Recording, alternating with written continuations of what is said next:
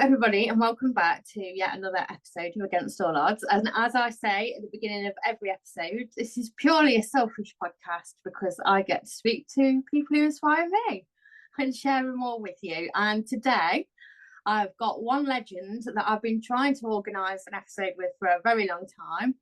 Welcome to the stage, Danny Wilson. Thank you very much. It is a joy to be here. Oh, thank you. I pinned you down, finally. I know. It took us, this has got to be 18 months, 2 years worth of should we do it then? Should we do it then? Should we do it then? Should we do it then? But we're here now, so let's have it. Well, we're here. So yes, I have got you on because you do inspire me. Thank you. And I always start with the same question with everybody. Mm-hmm.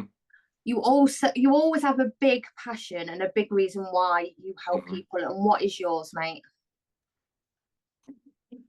Wow, that's a big question.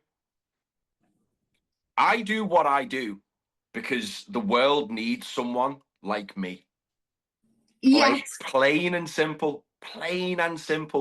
The world of men requires someone with my attitude, my background, my experience, my passion, and my love, ultimately. Yeah, absolutely. So you, in a nutshell, just whip men into shape physically and mentally, don't you? Correct. Physically, mentally, and emotionally. Wow. Now, I agree that the world needs that right now. You see mental health soaring, along with like obesity, disease, at what point does somebody reach out to you, Danny, and go, right, okay, I've had enough? Usually I am not people's, sometimes, usually I'm not their first port of call. Right. They usually fail a few times. They usually kind of exhaust the whole surface level. Here's a diet plan. Here's a kind of a cookie cutter exercise program. They exhaust all of those options, and then they realize that they're not getting any fucking younger. Their waistline's getting bigger. Their libido's going down, and their life is going down the toilet. I don't want to say rock bottom, but there's a certain point where people go, I'm going to message Danny. Yeah, because we've just been talking before the podcast, because the reason you inspire me so much is you just speak the truth. You are very authentic on social media. You just say it as it is. 100%. And I do think, like we were saying, for me, like if I was mollycoddled in that way, I probably wouldn't do and get the results that I wanted. But you come in more hard hitting with compassion 100%. still. Oh yeah, 100%. One of my favorite sayings is love ain't lies. So if I love you, I ain't gonna lie to you. If I'm not one of those people that will go, oh my God, you look fine how you are. Hey, you're beautiful inside and out. No, I ain't gonna fucking say that, because all it's doing, you ask any of my mates, I'll tell them, I'll be like, hey bro, sort your shit, man. I don't want to be carrying you, and I'm going to carry you down that aisle soon if you don't sort your shit. Because that's the truth, right? That's the level of normalcy. Is that a word? Normalcy? Normacy? It is now. It is now. That's the level of normacy when it comes to normalizing poor physical, mental, and emotional health. Yeah. It's now normal. It's now accepted to be massively overweight. It's now the done thing. Yeah. Is that good? Fucking no. Yeah. It isn't. The norm is overweight and stressed. 100%. Yeah, that's the yardstick that we've got now for men. I deal primarily with men. I have got women clients, but primarily I kind of deal with men, and that's the state of men that I see. Yeah. It's worrying. Yeah, it is. Do you find it in like a certain kind of age range, or is it across the board? If we look at like the wide, I've got clients who are in their 70s and 80s. I've got clients in their 30s, but generally I'm 47. It's men in their late 30s to about my age who kind of resonate with me a little tiny bit. Business owners, quite often they're divorced or going through relationship issues. I'm very open about my past and about my history, so it kind of pulls people in. Yeah. So what is your background? Because you were in the army, weren't you? I was in the Air Force. I was in the Royal Air Force Regiment, which is the kind of the infantry unit, the ground defense unit, the ground fighting force of the Air Force. Wow. How long was you doing that for? 5 years I did. Yeah. 5 years, yeah. I got kicked out, so yeah. Why doesn't that surprise me? No. Apparently now they wouldn't, because this was 20-something years ago. Apparently now they wouldn't kick you out for the stuff that I was doing. They would like look after you now, and it's like this, that, and the other. Whereas back in the day, like I'm like an old school man. Back in the day, it was like, you're being a dickhead, get out. Yeah. So you are probably the most disciplined person I know. Do you think your time doing that helped you be disciplined now? Yeah, I think I joined the Air Force when I was 19. Right. And although I only served for 5 years, so it's only quite a short tour, I've got friends who are still in. Right. So I only served a small amount, but it had a dramatic impact on me, on the way that I hold myself. There's a lot of brotherhood. There's a lot of don't let your mates down. There's a lot of do what you fucking said that you were going to do. So I think that has underpinned me now, I would say. Yeah, absolutely. You can tell when you talk, you can tell that you've had some military background. Right. Okay. Cool. And I didn't know, like, you kind of, you're inkling at first, and you put a social media post on a while ago, and I was like, that makes sense. There you go. Yeah, there you go. I knew it. We, I tell you a story kind of about that. I got married in 2006. I got married on my stag do. We did paintball. Right. And me and my mate, who were serving members, we were on the same team. And we were just obliterating absolutely everyone. And then we all went back to mine later for drinks. And there was, in actual fact, it's this picture. That picture was on top of the telly. Oh, wow. From when I was in Kuwait. And a few of the lads were like that, who didn't really know me. A few of the lads were kind of like looking at that thing going, you bastard. You bastard, because we absolutely leathered them. It was really, really good. Anyway, sorry, I apologise. I went off on a tangent. Do you know what? I love backstories like that. Did you feel bad at any point? No, never. I love that. Never. Right, so back to what you're doing now. Yeah. The thing I like about you is you don't just deal with somebody physically, you say emotionally, on a mindset level, because I honestly believe that if you want to change any part of your life, you have to change who you are. Oh my God, 100%. 100% you do. Yeah, so you believe that as well. I mean, 100%. Yeah, because it's a little bit like, right, you want this thing, but you're still going to try and get there being the person that you are now. So 100%. It's the have you heard, there's a saying that self-made millionaires keep their money, whereas lottery millionaires, they spend it really, really quickly and lose it in the vast majority of cases. Yeah. And that's because the lottery winning millionaires are approaching finance, they're approaching wealth, they're approaching this new lavish lifestyle with the same mentality of someone who's broke, someone who's trying to get rich, someone who'll never be rich, someone who's got a terrible relationship with money. Yeah. And then the people who made their own money, they're the ones that keep it. And it's the same with transformation. If you approach the new version of you with your old beliefs and your old thoughts, the new version is only going to be a very, very temporary transformation. Yeah. And do you find when you are working with somebody and you find their beliefs, because a lot of people go, oh no, I've got no funny beliefs or anything like that, I've got nothing going on. But when they have that realization, it's like all of a sudden the excuses drop. They've got 100%. Nothing to hide behind. Yeah, 100%. With men, it's a little bit more difficult because they tend to be more stubborn. They Right. tend to be, because it's the whole masculine, feminine energies. That masculine and men, the masculine energy is having all the answers, problem solving, that kind of thing. So Yeah. when you question a man's beliefs, no, that's not true. That's not true. But then you just chip away and you ask them the right questions, and then, like you just said, they go, "Oh shit, you're right. Oh fuck," and then that's when we start to get like a real deep level of transformation, which is really cool to see.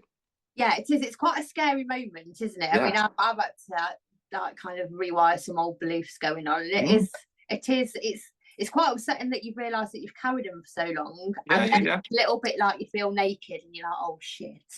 Oh yeah, well we've all got them, right? We've all got certain beliefs, certain stories that we've told ourselves, that our parents have told us for that long, that we now believe them to be true, and then base our decision making and our activity around those beliefs. We've all got them, and it's only when you realize, like you've just said, that it's that story that's holding you back. Yeah. If you had it drummed into your mind that you can't lose weight, I've tried everything, I can't lose weight, that's how you are going to act. It's like this, the self-fulfilling prophecy, isn't it? Yeah, absolutely. Do you often find people will say, I'm too busy? Yeah. That's a big one, isn't it, for people? Yeah. I think people like to believe that they're too busy. Yeah. And then they use that as an excuse then for not doing the things that they know that they need to do, even though they're not busy. They're just busy being busy. Yeah. And do you believe as well, I hear a lot, is people think it's hard work to live healthier, when I actually view it, it's hard work to live unhealthier. Mm-hmm. Yeah. It's that. So it's that limiting belief. It's going to cost too much money. I'm gonna have to cook different foods. I'm gonna have to go to different shops. I have people that go, oh, am I going to be able to buy this food from Asda? I'm like, what the fuck do you think you're having? Some kind of wild African berries or fucking something? But it's that, like you said, it's that belief that it's gonna cost too much money. It's gonna be too much. I haven't got time to make all these meals. I can't go shopping for this kind of stuff. So they use that story then to justify them staying exactly where they are, because then it removes responsibility, right? Yeah. It's where the victim mindset comes in. It removes all responsibility. It's not my fault. I just haven't got time to cook these meals. You fucking have. Yeah, you really have. Yeah. Time's a big one for people, but I think that's linked in with the stress, because I honestly believe, because I always, when I train people about brain health, if you think about it, our brain's not changed since evolution. It's just the world that's changed around us. We're not built for this modern world. No. So it's like, right, you can go and grab fast food. Yeah. We'll do the gym tomorrow. We won't bother doing it today. Or I'll start next month, or I'll start when I've got time. And it's like the norm to be stressed. Yeah. Burnout has become the new norm. Oh yeah. It's become the new target, become the new aim. Yeah. It's almost like people want it. It's yeah. like a badge of honor type thing, isn't it? Yeah. So it's like, I don't know whether you find, so when I teach people, it's like the simplest little things. Like, go outside and have 10 minutes fresh air for a day. We're not designed to. People don't want simple though, do they? But they were thinking, it's like, that won't work. That won't work. Yeah, 100%. People don't want simple, they want complex.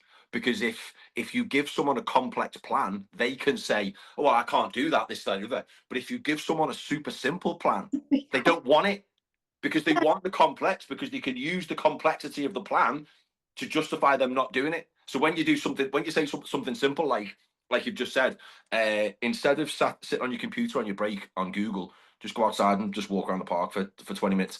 Oh yeah, well that's I've tried that and it doesn't work. Shut up. Shut up. Right? It's true, isn't it? It is. It's true.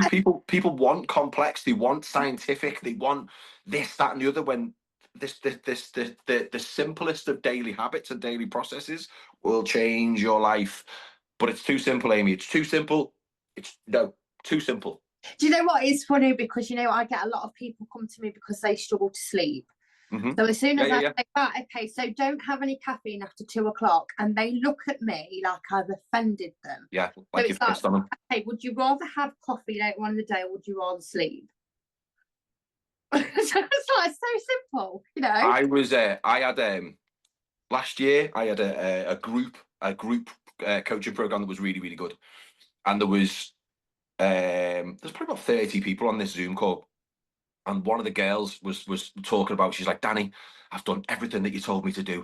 I just can't sleep. It's stressing me out and it's driving me mad. And she had a big swig of coffee. This is 7 o'clock at night. And she had a big swig of coffee and put it down. And I kind of went, what have you just done? And she's like, what do you mean? And then you could see her go,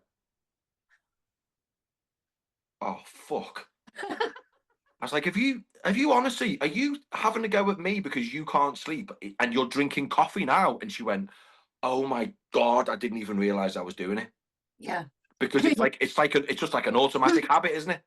Yeah, yeah, absolutely. And it is the most simplest thing. Yeah, 100%. Don't have coffee too late into the day, but I'll get tired. Yeah, and then you'll go to sleep. Yeah, it's and crazy, another thing I wanted to ask you as well is a lot of people, I don't know whether you find this with men, but women especially, they have this imposter syndrome when they start the gym. So they're expecting to walk in the gym feeling confident straight away. Yeah, 100%. Yeah. Why would you? Exactly. Why would you? Whenever I have that, oh, but I don't know what I'm doing. I'm like, I know. It's why you're here. That's why I'm helping you. Yeah, but people, I was like, no one cares. No one's gonna fucking look at you. I always say to people, do you think I could come into your office, sit at your desk and do your job? Probably not. Well, why would you expect to be able to do my job? Why would you expect to be able to go into the gym and know what everything is and be absolutely perfect at it? It's repetition. You've just got to keep going, getting used to it and doing the fucking thing. But that's what people kind of struggle with, right? Yeah, it's the new, isn't it? Mm-hmm. And people don't like change, even if it's for the better, which is yeah. People just love familiarity, don't they? They love normality, even if it's that exact level of normality, it's that exact familiarity, which means that they look and feel like a bag of cold soup. Yeah. So you said about working with people with their emotions as well. Talk to me a little bit about that. Well, it's your ability to control your emotions, which is going to ultimately impact and direct whatever action you're going to take. Yeah. So if you are a highly strung, stressed out, emotional guy who's going through I don't know, like kind of a relationship issue, a breakup problem, maybe he's having problems at work, it's the ability to rationally think and control your emotional response, which means it's either going to go good or it's going to go fucking really bad. And I used to be an absolute hothead. Right, okay. Hot head. I was a full-time professional nightclub doorman in Liverpool for 6 years, and I was a fucking psychopath. Wow. Okay. Absolute lunatic. I would just fucking leather people for no real reason. Just because they pissed me off a little tiny bit, or just because they put the drink on the fucking side. Because I was such an emotionally dysregulated hothead that I ended up getting myself in fucking trouble. I nearly went to prison, but they let me off at the last second. I sat down with his solicitor and he goes, you're looking at doing a year. I was like, what? You want me to go to prison? And he's like, well, you broke that guy's jaw. And I was like, yeah, but I didn't mean to do it. It wasn't like it was on purpose, but it all got thrown out. But that's when I started thinking, I maybe need to start fucking getting a grip here. And then I went through. I was married. I was a bit of a hothead when I was married. Not violence, just an emotional guy. And I just realized that having the ability to, it's like the Hulk. Right. When he's Bruce Banner or David Banner, whichever one he is, I can't remember now.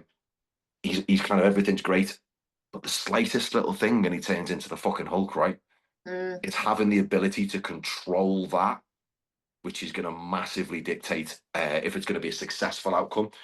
Even things like nutrition, you get like emotional eaters, you get stress eaters, or self-confessed emotional eaters and stress eaters. Most of them aren't. They just like to think that they are, and then it excuses their behavior. Then, right? Yeah. That's it. It's kind of changing how reactive you are. Yeah. I mean, that's not a quick fix, is it? It needs a lot of work. Do you know what? It's not a quick fix, but I find when people really embrace the process, it's quicker than a lot of people think. Yeah. I remember you spoke to Dax Moy, right? Yeah. I remember listening to him. It was at one of Paul's events 3 years ago, maybe, and he did. There was a list of like, how did he? Was it misconceptions or something like that?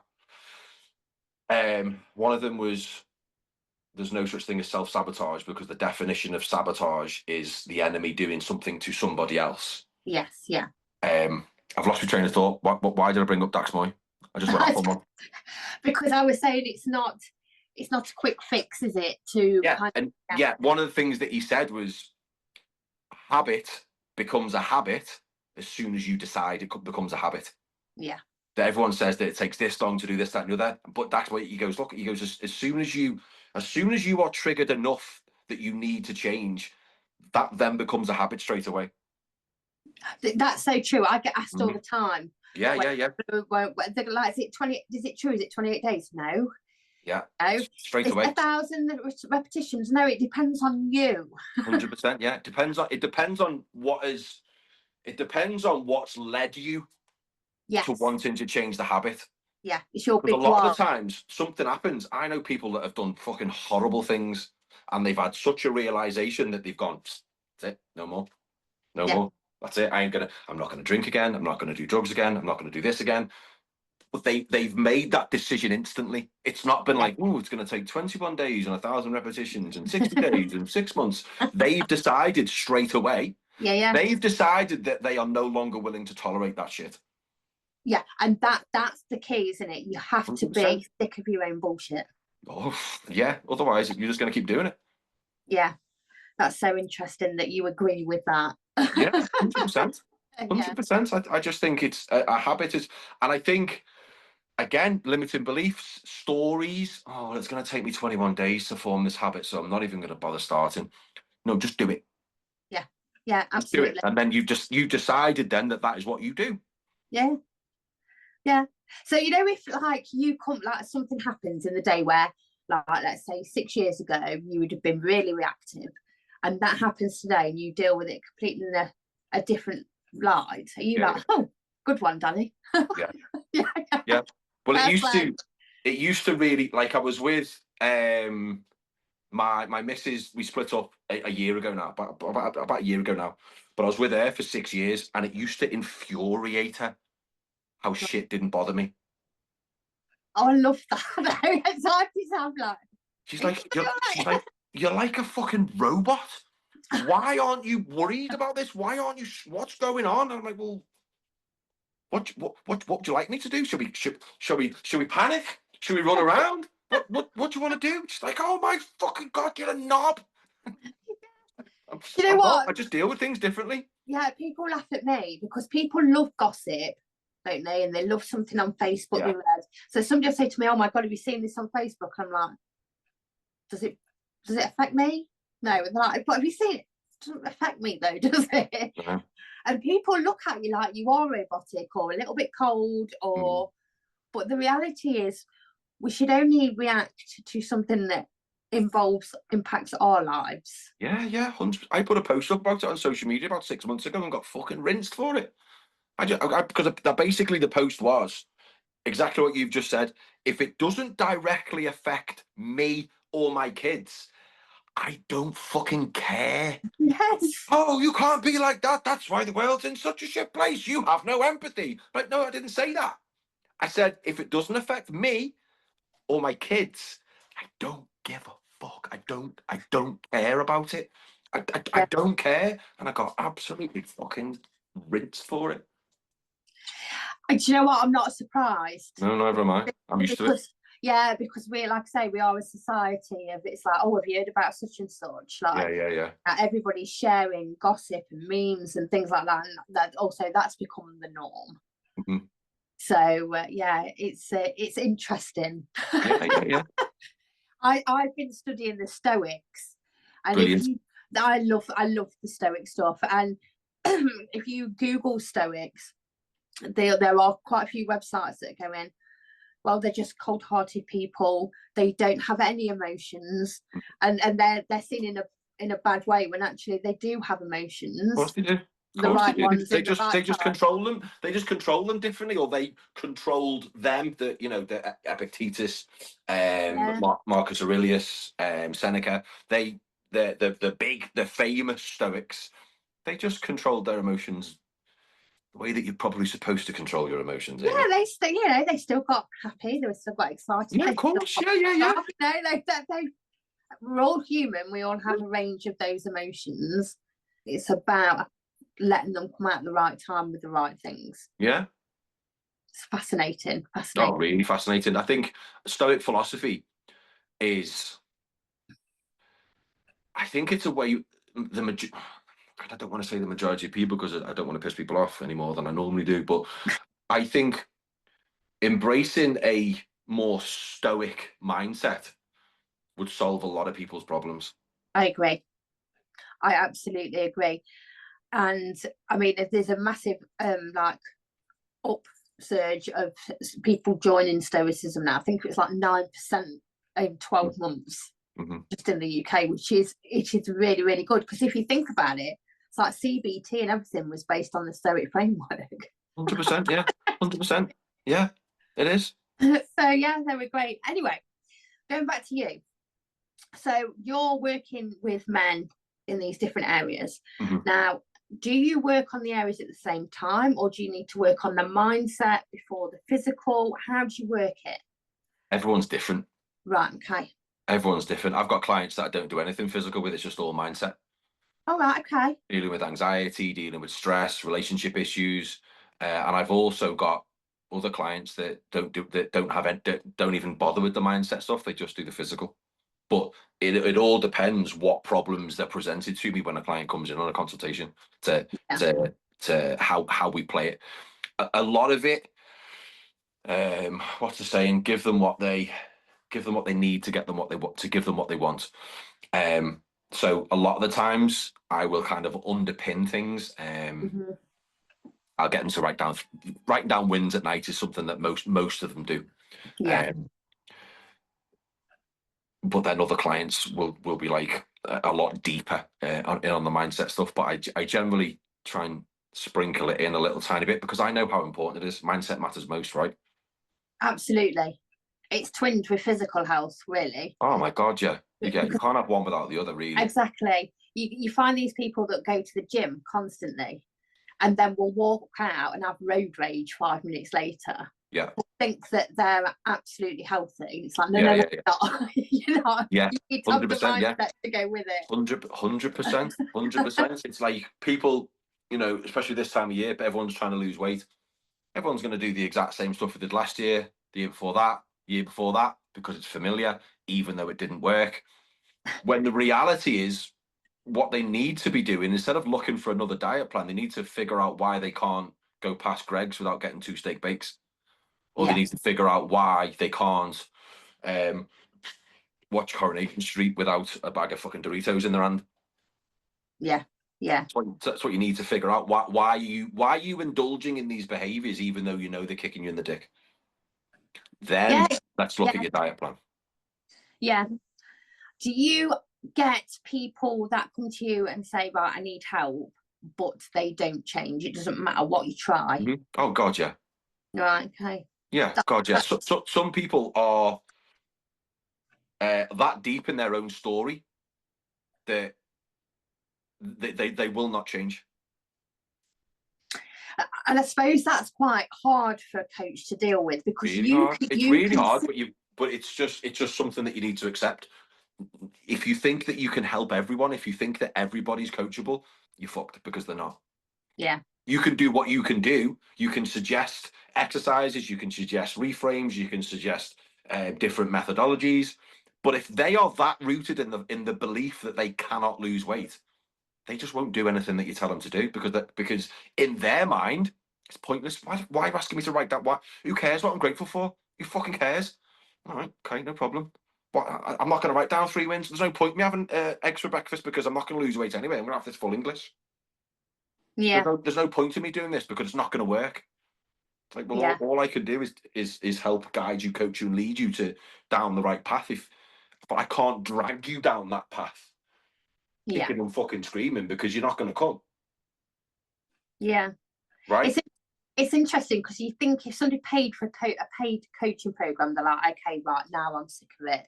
Being me, that I'm gonna be open-minded and just take action.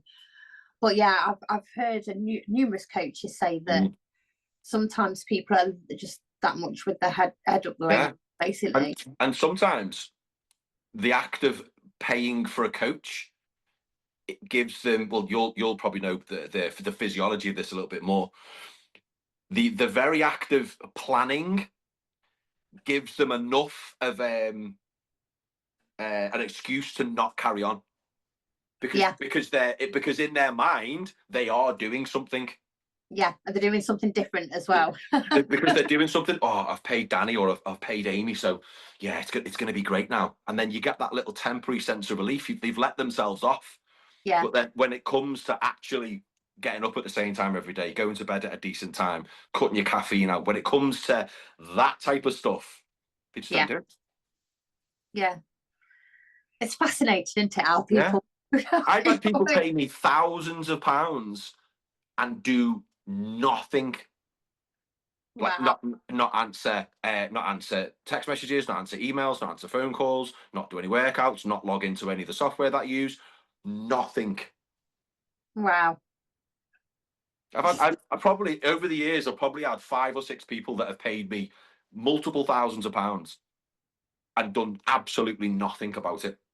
Are you that scary, mate? I must be. But yeah, that's the madness of the human mind, right? It's yeah. Or maybe they just got more money than sense, and they're like, "Oh, that was a shit idea. See you later." That's fascinating. Mad, isn't it? There's no logic behind it, is there? In fact, I had a woman from America probably 5 years ago. She paid me. It was a £2,000 program. She paid me £1,000 up front, and she was going to pay me the second half. So the second £1,000 halfway through. Wasn't responding to messages. Wasn't responding to emails, and then she paid me the extra £1,000. I suppose it makes your job easy. It's like, wow, what the fuck? That's insane. Yeah, it just doesn't make any sense. No, but we both know that human beings don't make sense. Yeah. So I want to talk about men's mental health and testosterone, because testosterone in people is at an all-time low as well. Going right down, yeah. What is going on there? It's a lifestyle issue. Right. 100% a lifestyle issue. People aren't getting enough sleep. People are drinking too much beer. People are eating too much shit food. People aren't getting enough exercise. And it's hormonally, it's definitely showing in them. Yeah.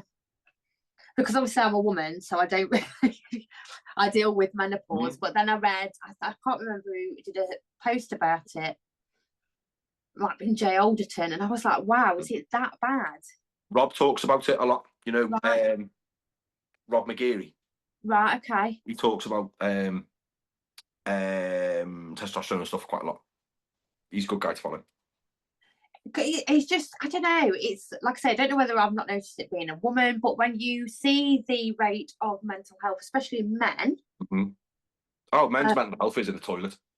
Yeah, I mean, you've got the testosterone's got to have a link there, surely, because it's like with women's menopause, it affects us. So testosterone. 100%. Well, if you are suffering with low testosterone, and this is why one of the reasons why antidepressants are massively overprescribed.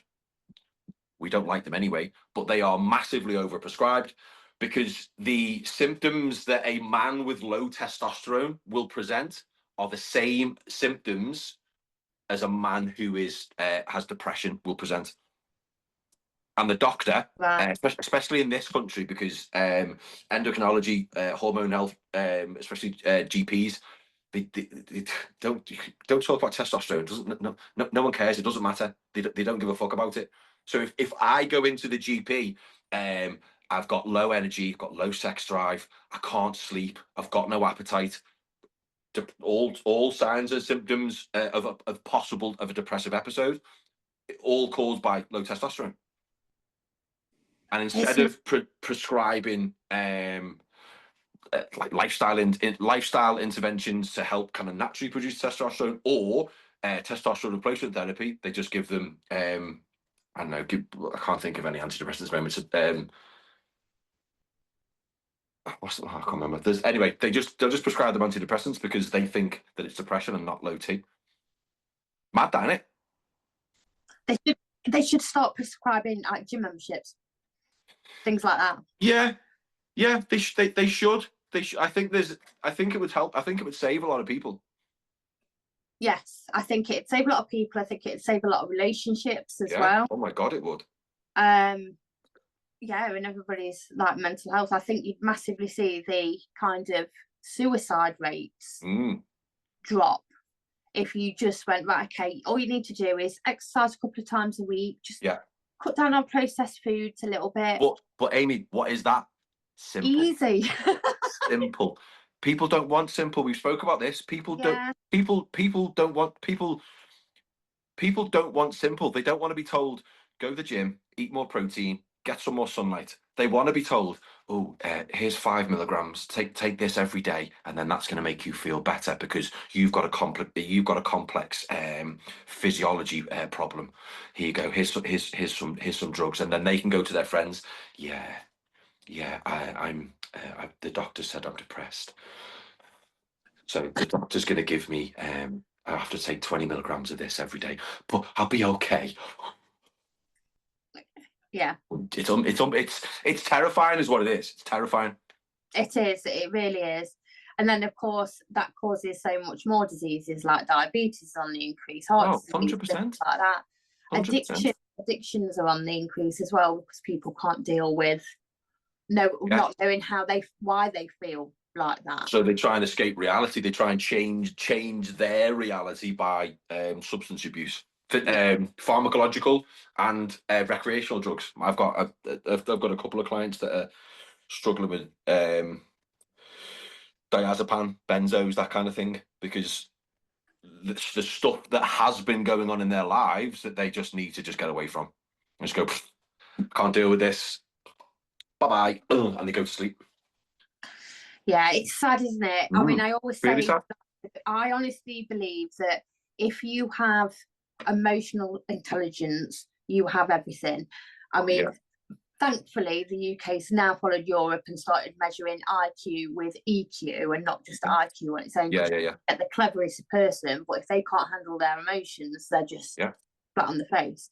Yeah. But I honestly believe that at school, teenagers, like 18s, whatever, should be taught how to use their emotional intelligence to kind of stop going, right, I'll just drink my way through it. I honestly believe that if our generation had that, we'd be a lot better off now. I think the generation coming up now, I don't know what Gen fucking Y or Z or I don't know E or fucking I don't know what anything fucking on. But the sale of non-alcoholic lagers, ciders, gins and all that is massive now because the younger generation, I don't go out, but on the odd occasion I do go out. You don't really see any like 19, 20-year-olds, 21-year-olds. It's all older people. It's all my generation that are going out. Kids don't go out so much these days. No. Because they're all following the Instagram influencers and the TikTok influencers and like, I want to do that. So they're in the gym on Friday and not fucking going out. Yeah. Which is mad. Which is good. It is good. It is good. It's like Ben's off to the gym. Like he's just turned 20. He's off to the gym in a minute, and he's like, okay, yeah. It's cool. It's cool, isn't it? Yeah, absolutely. Where when we were younger, there was nothing. I remember. I've been training for like 30 years now. When I started training, there wasn't gyms. No. There wasn't gyms, and certainly women didn't go to them because they were spitting sawdust in the cellar of a pub with some rusty dumbbells and shit like that. There was no Fitness First. There was no Total Fitness. There was none of these fucking big health clubs. People didn't train. People were pissed. People didn't train. Yeah.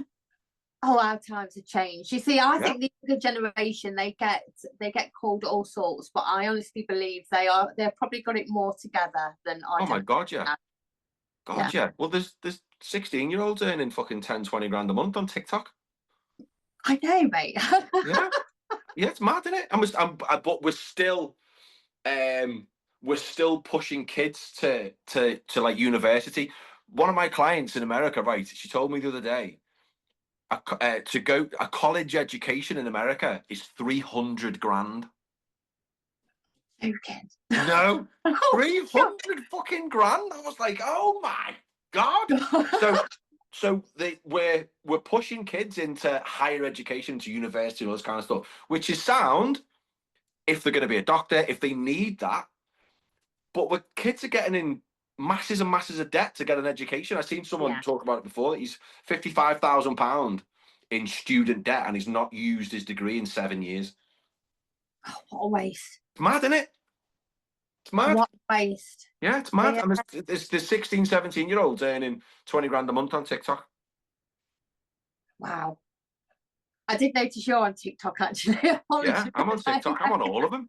I think when you're doing what we do, I think you probably have to have a footprint on all of the social media platforms, don't you? Yeah, absolutely. But I do love your post, like I said at the start. Thank you. And you are authentic, which is why I try to be. You don't kind of fluff it up to make it all nice and glittery for people and things like that. Because it isn't. Yeah, do you get a bit of stick on social media, mate? I do. It was before Christmas. I put a post up. It wasn't particularly offensive. I didn't think it was. I've spoken to other people and they're like, no, you've said well worse. It was a picture of me and my son. And the premise of the post was a man who's in shape wearing a £20 Primark t-shirt looks better than the man who's not in shape wearing a £300 Gucci t-shirt. Yeah. That was the basic kind of premise of the thing. Apparently, I've not been on because I don't fucking care. Apparently there's a whole subreddit slagging me off because of that post. Really? Yeah. A whole subreddit slagging me off to death because it's overweight victim men didn't like what I fucking said. So instead of commenting on the post going, "Oh, Danny, I think you're da." They just all got together and went, "Oh my God, he's this and he's that and he's the other." I'm like, you absolute gang of fucking chodes. What are you fucking doing? Did you get something right? I can vaguely remember. Did you post a photo of eggs? Something to do with protein? Oh yeah. On was it on LinkedIn? LinkedIn. Oh yeah, that got absolutely fucking annihilated. Why? Because people don't like being told. They don't like it. I got a couple of clients out of that post. What? I thought it was a cracking post. Unbelievable. People don't like it because I'm very, very polarizing. If you work with me, you know exactly what you're getting. So I ain't gonna fucking lie. I'm not gonna sprinkle glitter and fucking Care Bears on me posts. I'm gonna tell you exactly how it is. And I think the thing which pissed people off, I can't remember the exact words of it because it was about 12 months ago now. It was something like eat like a man or something and not a. What the fuck did I say? I can't remember what I said, but it wasn't super controversial. But LinkedIn, it's like its own fucking world. Isn't it that everyone's an expert on everything, everyone's got an opinion on everything, and but they vocalize it, or they go on subreddit and fucking talk about me behind my back. I love that you'll be able to laugh. I think it's this Rob Moore that says if you've not pissed somebody off, you're not doing it right. Yeah, 100%. Yeah, you've got to, because like I've mentioned polarizing a couple of times. You have to be polarizing. Yeah. You have to push people away who are never going to work with you, and you have to pull people towards you who vibe with you, who are kind of resonate on the same level as you. Yeah, absolutely. So if somebody wants to work with you, yeah, what kind of programs do you run? I basically just have one program. Right. Okay. That makes it easy. Yeah. It makes it really easy. I've got a 1-to-1 12-week coaching program. I like that. Very, very simple. I've done the you could do this program, or you could do this program, or you could do that one, or you could do the other one, and I've got a list of 12 other fucking sub programs that you could do. I just find it simplifies it if you just offer one product, one program. That's it. I love that. So well, obviously you said platforms, you're on all of them. Fucking all of them. All of them. So Facebook. So I would say Instagram is Danny Wilson Coaching. Facebook is Danny Wilson. I can't remember what my TikTok is. I was trying to push YouTube for a while, but I was just getting fucking nowhere. YouTube's hard. I've got a couple of mates who are massive on YouTube, and they were trying to help me, but they've been massive on YouTube for 15 years. Yeah. So they've got 15 years worth of audience trust, authority built up. Yeah. So then when someone new goes in, I get like fucking 50 views on a video or something, and they're getting like fucking 30,000, 50,000 views, and I'm like, yeah, I think I'm going to leave YouTube. I'm still there, but I just don't put any effort into it. Yeah, so I mean, obviously this goes onto YouTube and Spotify. Now Spotify ratings up there, YouTube amazing. Down there. So YouTube, well, when you think about it, YouTube's the second biggest search engine in the world, isn't it, after Google? So it makes sense to have a presence there. But it's like putting your product in a shop window of the entire fucking world. Isn't it? Getting eyes on your product compared to everybody else's, it's fucking really hard. Yeah, it's not easy. It's not easy at all. I've got one last question for you, mate, and I ask everybody and they all struggle with it. Okay, great. You ready? Yeah. Danny, tell me 3 good things about yourself. 3 good things about myself. I'm honest. Yes, you are. I'm loyal. The third one. I'm honest, I'm loyal, and I'm never late. Oh, I like that. I hate to be late. Never late. Hate it. Ever. Absolutely hate it. But you have been an absolute legend. Yeah, this has been enjoyable. I've loved it. Yeah, good. So anybody who's wanting a coach that absolutely leads by example, that just says it how it is, that he will not give you a cuddle. Well, he might give you a cuddle, but he won't. That's extra. Yeah, that's extra. Then Danny is definitely your person, and I believe that 2025, mate, is going to be your year, because what your answer to my first question, that the world needs you, you are absolutely spot on. I think so. Yeah, you are. Thanks, Amy. So thank you for joining me, my lovely. Thank you for having me. It's been good. I've loved it. Take care. See you later.